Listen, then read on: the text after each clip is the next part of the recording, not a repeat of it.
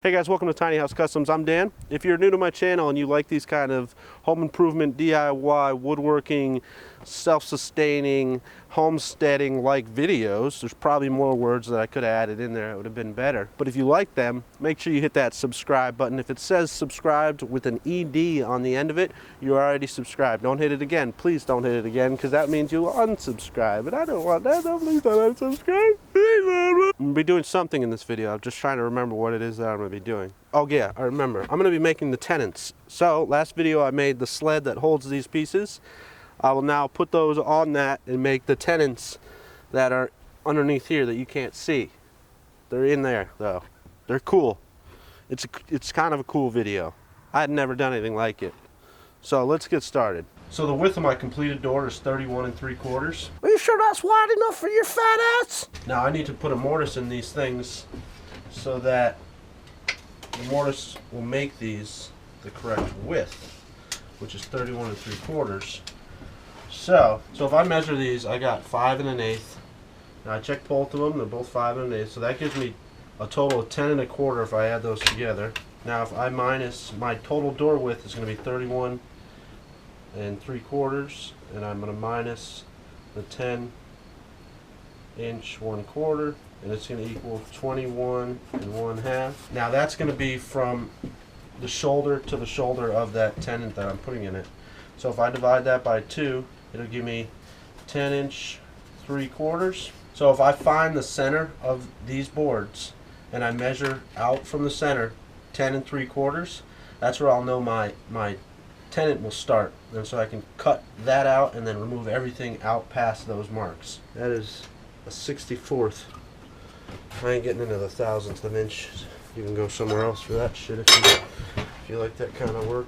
So I added another piece of wood to the sled because it was kind of bowed up right here and it was making my tenons a little bit bad, so I added this extra piece in here. I'm going to take my power planer and I'm going to run over it twice to smooth out any of my saw marks. So now that I got it planed down, I'm going to come back and I'm going to find the center. The board's 28 inches. I'm going to go 14 inches, and I know from the center mark I want to go over, what is it, 10 3/4. Why don't you use your dick to measure it and times it by 10? So 14 go to 4, and I'm going to mark 3/4. Basically I'm going to mark 3 1/4 over here. You do the same thing over here. Once I get that mark, I'm going to place my speed square right on it. I'm going to take my utility knife, put some marks on it. If I take my utility knife and I put it right on the mark, and then I bring my square up to it, I can clamp down tight. Of course it's not perfect, but that's okay. Good, good. These line up pretty good. They're not perfect, but I'm not going for perfect. Do the same thing to the other side. Now that I got that marked, I can put it into my jig here. I'm going to line that mark up on the bottom with this side of the blade, and I'm going to use this piece of wood right here, the plywood, as a reference point. I'm going to keep it back just a hair. I'm going to work my way up to that saw mark.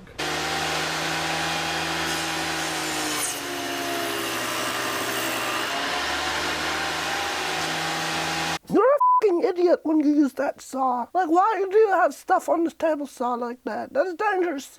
Now I already set the blade height to make sure that when I cut it, it was going to be perfect or close to perfect.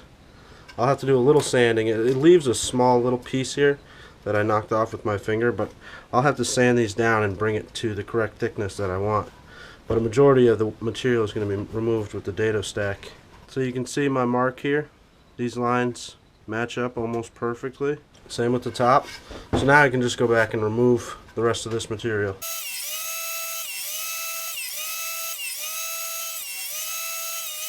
If you look real close, you can see that it's leaving just a little bit. So I'm just going to have to sand this just a little bit to make sure I get to that correct thickness that I need. So once I've removed all the material, I'm just going to come with my utility knife and just break this edge off so it doesn't chip off. I don't lose a big chunk.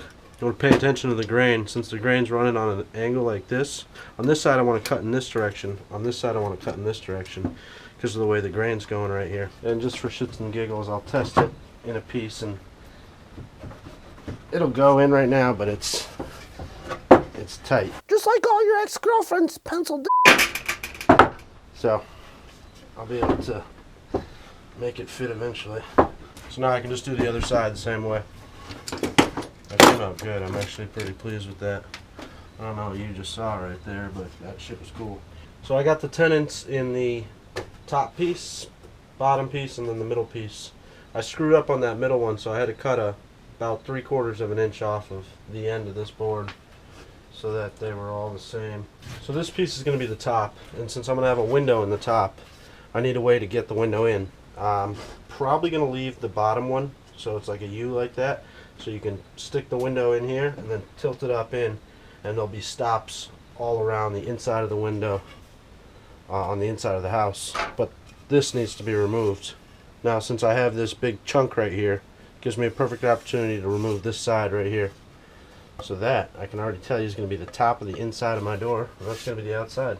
I really hope I remember to hit record and it just stopped for some reason, because that sucks if it didn't. Son of a gun. I'm normally good at that. So this piece right here is the top of the door.